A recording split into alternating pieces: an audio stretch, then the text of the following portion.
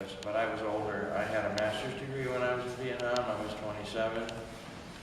I was an officer. I was a commander of 40 men. And I was a true believer at one point in America. And then, in a short period of time, I witnessed the destruction of village after village after village after village after village after village after village. And in my studies of the war, I realized that we destroyed 9,000 villages in Vietnam.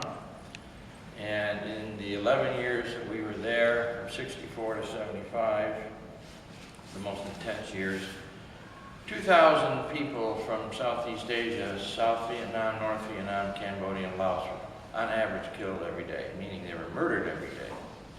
2,000 people every day. And I saw maybe 700, 800, 900 of those people murdered. And there came a point when I told my superior that, and these were all inhabited villages that were fishing villages. There were no arms in these villages. They didn't even have defenses. We just wanted body counts.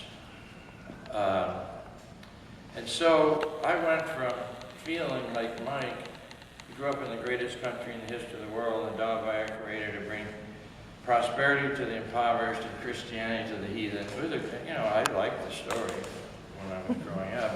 It made me feel really good. And then, of course, I realized that it was a lie.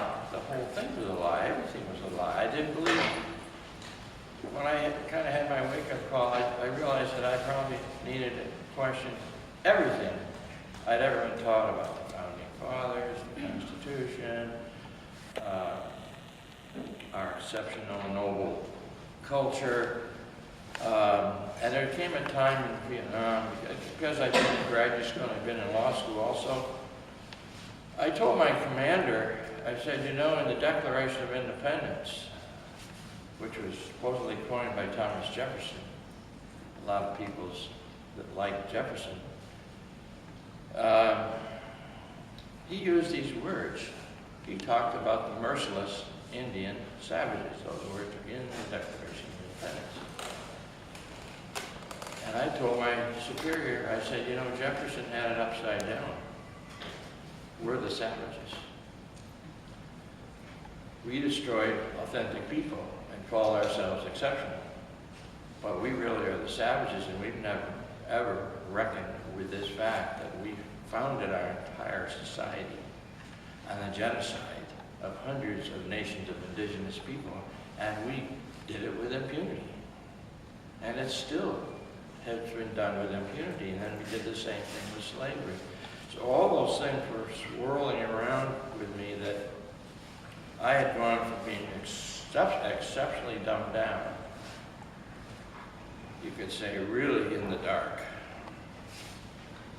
And in a matter of a few days of seeing these villages being destroyed by bombs, I started realizing that the Vietnamese people in those villages were my family, which was kind of an astounding realization that I came to the very spiritual experience of realizing that I was part of killing my family. That's really totally absurd. How could I have gotten into this position? So, of course, when I said that to my superior, he just laughed. And I said, we're violating the UN Charter, the United States Constitution, the Nuremberg Principles, and so forth. And he said, well, the laws of war don't really, international law doesn't really apply to war. Of course, those laws were applying to war. And maybe perhaps it's foolish to even think that we can have laws that kind of implies that wars are legitimate if you can have laws guiding war behavior. At any rate, I came out of that whole experience realizing that I didn't know anything, and that now I had the rest of my life to learn. And it's been 44 years since I was out of Vietnam, and I'm still learning, and this photography this photo exhibit is an attempt, quite a marvelous attempt to provoke people into thinking about a new paradigm or a new way of us perceiving reality, really. And I became a very serious student after Vietnam about history, anthropology, psychology, because I realized how ignorant I was. We have invaded as a nation since we became a republic at least 560 times with the military around the world. 560 times, and we have ships in every sea space, planes in every airspace, and now we have special forces in 150 countries, we're told. What is it about us? We haven't really examined our origins. Our origins were built in genocide, committed with total impunity, meaning that we're very spoiled. We've never been held to account.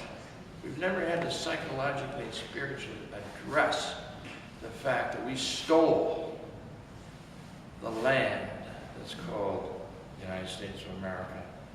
And then we stole the labor from Africa. And it was free labor. So we built our society on subsidies at gunpoint.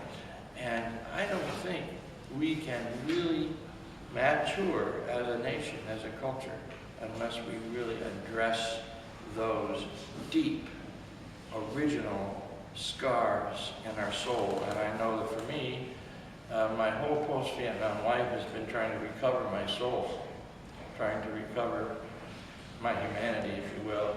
And I've had to separate myself from allegiance to the nation state of the United States.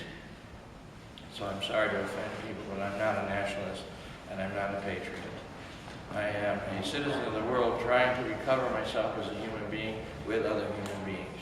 And I hope that this art exhibit helps people get to the core of being a human, quite separate from any allegiances to big ideologies and political things called nation states, which do require certain allegiance and compliance with rules and regulations in order to be successful.